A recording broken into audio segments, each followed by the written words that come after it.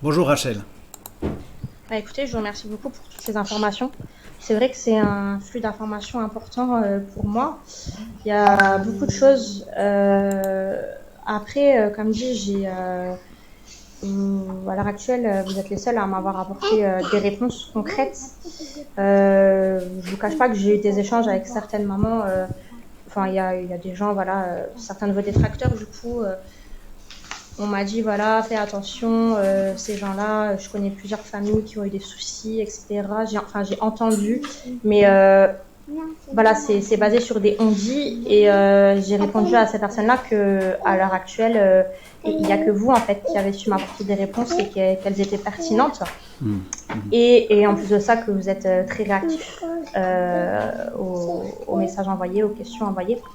Donc bon, après, voilà, moi, je pars dans l'optique de toute façon, je voudrais pas être embêtée parce que je pense que je suis aussi une proie facile dans le sens où je suis une jeune maman célibataire de 2 enfants. Donc, je pense qu'ils savent aussi à qui ils s'attaquent, entre guillemets. Donc voilà, moi, je vous fais confiance et je pars dans cette optique. Voilà, merci beaucoup. Bon, il est certain que, bon, on a déjà eu très souvent ce cas de maman qui était abusée comme ça par des associations. Évidemment, tout le problème c'est comment distinguer le vrai du faux. Mais en fait, nous faisons confiance à la capacité des personnes à lire et à regarder ce qui est écrit. Et ce qui est vrai, c'est que beaucoup de fonctionnaires lisent comme eux et lisent mal. Mais les fonctionnaires lisent à leur avantage. Ils lisent qu'ils ont le droit de vous traiter comme ils le veulent, qu'ils sont vos patrons et qu'ils ont le droit de décider par eux-mêmes que la loi se dit de telle ou telle manière ou se comprend de telle manière. Or, ça n'est pas ça la loi. La loi, c'est vous le citoyen, c'est vous qui les payez, c'est vous la patronne des fonctionnaires. Ça, c'est le b.a.-ba, hein. C'est le peuple qui est souverain, c'est pas la fonction publique. Étant souverain, il faut rappeler déjà aux fonctionnaires comment il en vient à ces conclusions. Comment est-ce que vous arrivez à cette conclusion? Elle vous dit, mais madame, c'est comme ça qu'on considère que c'est. Mais ça, c'est pas la loi. C'est pas on considère. La loi, elle dit une chose et pas une autre.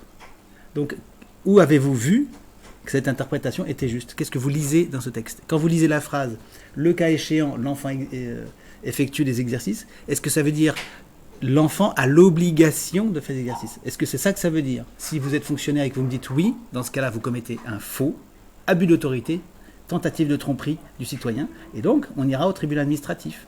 Et vous serez condamné. Et je ferai condamner l'État par le biais de votre personne. Et ça se chiffre très haut, attention, parce que l'abus d'autorité reconnu par le tribunal administratif, ça se chiffre beaucoup. Et c'est comme ça que nos mamans procèdent. Elles disent systématiquement aux fonctionnaires qui vous permet de dire des choses comme ça. Où est-ce que c'est marqué dans la loi, dans le journal officiel? Qu'est-ce que vous lisez là?